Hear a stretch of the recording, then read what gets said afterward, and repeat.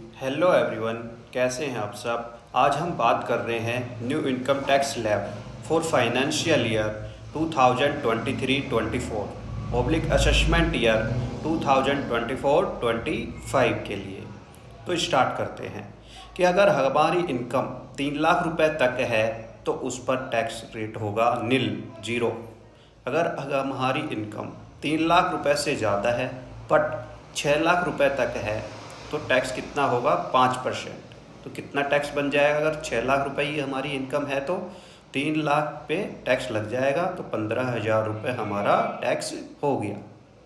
अगर 6 लाख से ज़्यादा है बट 9 लाख रुपए तक अगर हमारी इनकम है तो कितना टैक्स होगा, 15,000 तो पहले लग ही चुका था 3 से 6 पर, तो 6 से 9 पर कितना लगेगा 10%। तो इस 3 लाख पर कितना टैक्स लग जाएगा 6 से 9 के बीच पे 10%। तो कितना हो गया टोटल 45,000 रुपये टैक्स बन गया।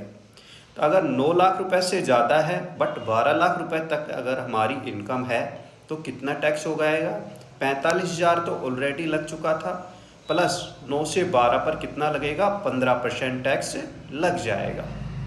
अगर हमारी इनकम 12 लाख से ज़्यादा है बट 15 लाख रुपए तक ही है तो उस पर कितना टैक्स बनेगा, 90,000 तो हमारा ऑलरेडी टैक्स लग चुका था 12 लाख तक, और 12 से जितनी भी अबोव इनकम है 15 लाख की उस पर कितना टैक्स लगेगा 20%। तो 3 लाख पर कितना टैक्स लग जाएगा 20%, 60,000। 90 प्लस 60, 1.5 लाख रुपए टैक्स लग गया अगर हमारी इनकम 15 लाख रुपए है तो।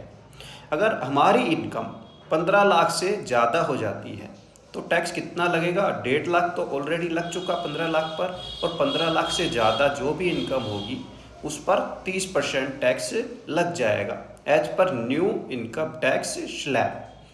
एजुकेशन सेस एक्स्ट्रा लगेगा 4%। अगर सरचार्ज है तो वो भी लग जाएगा 50 लाख से अगर ज़्यादा हमारी इनकम है तो सरचार्ज भी एप्लीकेबल हो जाएगा।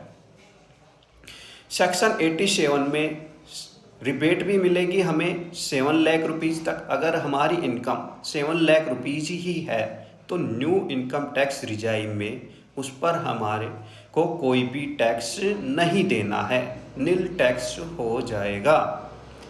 और सैलरीड एम्प्लॉई है तो उसे 50,000 रुपये का स्टैंडर्ड डिडक्शन भी मिल जाएगा। तो उसके लिए एग्जम्प्ट इनकम कितनी हो गई 7,50,000 रुपये, 7,50,000 रुपये।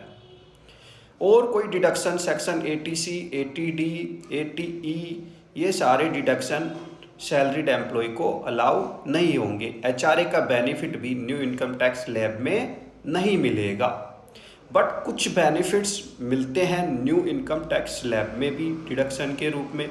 जैसे अगर हमारा डेली अलाउंस है या कन्वेंस अलाउंस है तो उसका डिडक्शन हम क्लेम कर सकते हैं। ट्रांसपोर्ट अलाउंस है, स्पेशली डिसेबल्ड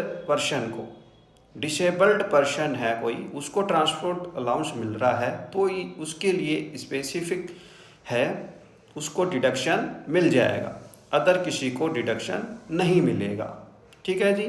इंटरेस्ट है होम लोन पर 24B में, सेक्शन 24B में, और लेट आउट प्रॉपर्टी है उस पर हमें रेंट भी आ रहा है और हमने होम लोन करवा रखा था उसका हम रेंट पे कर रहे हैं तो उस होम लोन के इंटरेस्ट का डिडक्शन हमें उस लेट आउट प्रॉपर्टी पर न्यू इनकम टैक्स स्लैब में भी मिल जाएगा।